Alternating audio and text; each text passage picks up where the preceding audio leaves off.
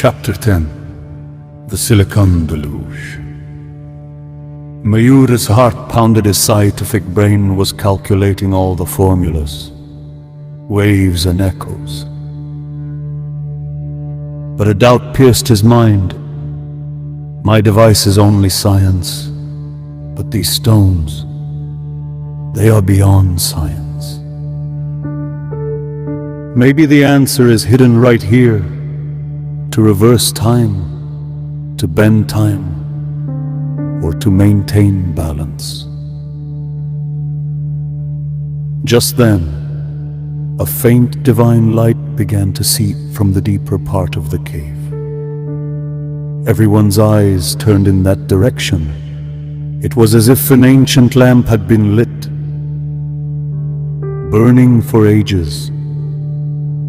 A sound of Omkar suddenly emerged from Avani's voice, and the light grew brighter. In that light they saw a vast sculpture in the heart of the cave, the dance of Nataraja. But in an unusual form, in one hand was not a damaru, but a chakra wheel. In the other hand was not fire, but a crystal-like stone. Everyone was silent. Mrunmay's voice trembled. This is not just a sculpture. It's a symbol of the Kalpurusha.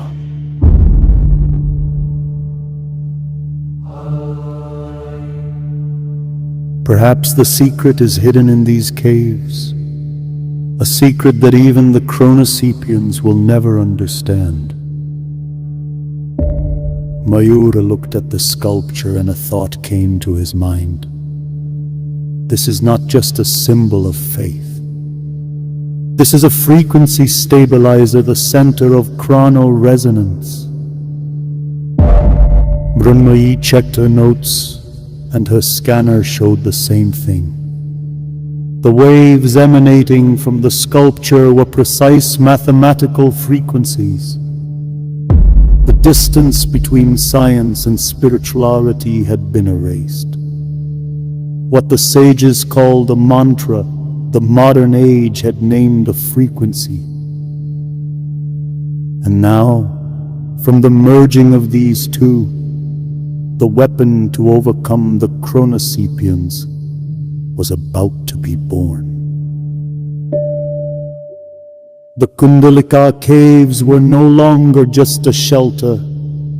They had transformed into a kind of sacrificial chamber. The atmosphere around the sculpture of the time being was terrifying and sacred, as if the breath of the universe itself was trapped there. Mrunmayi turned on her scanner. The silicon nanoparticles absorbed into her blood had begun to distort her biology. But at that very moment, a subtle light emanated from the sculpture, as if the sculpture's consecrated field began to seep into her body. She trembled and said, This is not just a sculpture. This is the projection of the Kalpurusha. Science says my DNA is changing, but this light says it can also be reversed.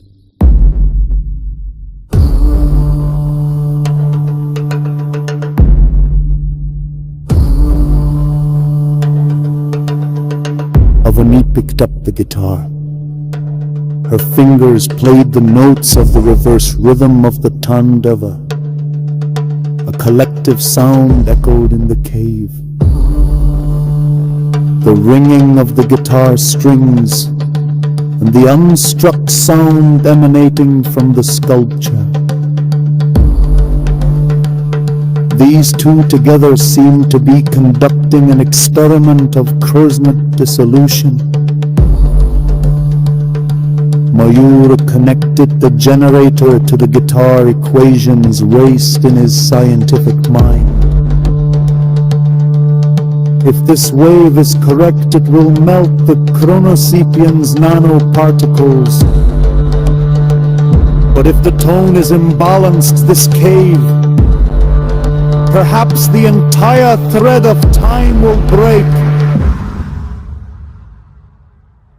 Outside the cave, 3 shining drones had arrived.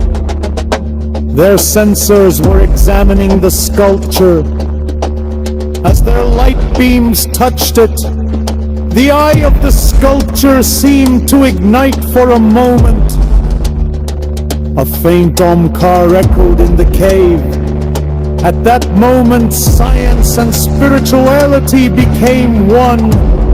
The notes of the guitar, the vibration of the generator, and the Devarim drool emanating from the sculpture converged in a single rhythm.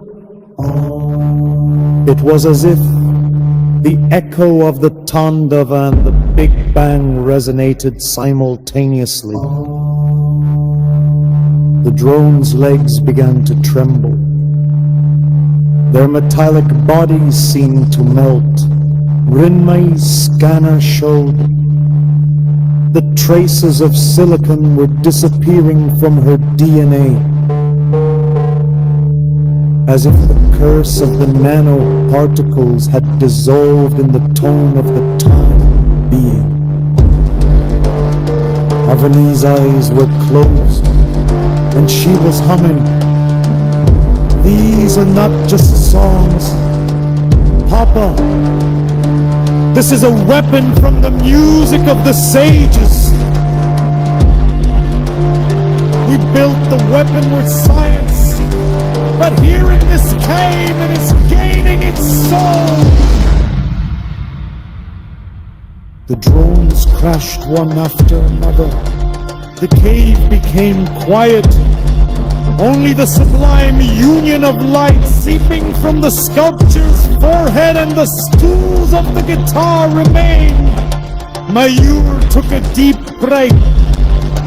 This is temporary, but now we have the weapon of sound in our hands. The battle will not be fought with gunfire, but with the union of sound and science.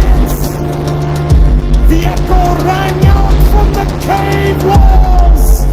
The savior of time is in the sound.